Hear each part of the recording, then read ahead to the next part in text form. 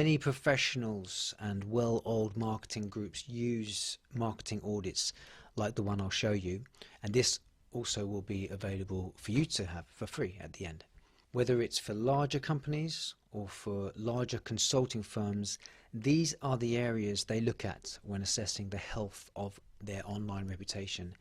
And this audit walkthrough will give you a practical hands-on look on how your business might appear to others online, and what steps you can take to improve or maintain a strong online reputation. And what's really nice is you'll see firsthand how easy it is to identify areas of strengths and opportunities for improvement.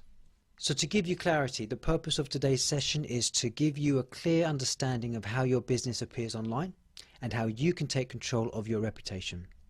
And my goal is to equip you with practical tools, insights that will help you grow your business by enhancing how your presence is online.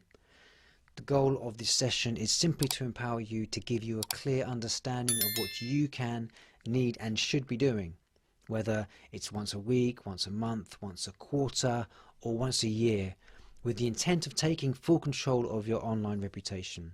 And as I equip you with this knowledge and these practical tools and these insights, you will feel the ability to take things to the next level. And whether you're already familiar with managing your online reputation or you're just starting out, you'll definitely leave here with the action steps you need to implement right away.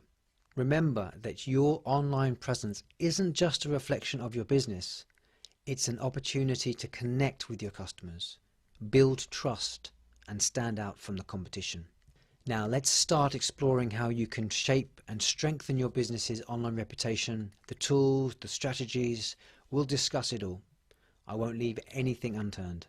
And this is not just theoretical, this is also practical, so you can take action today.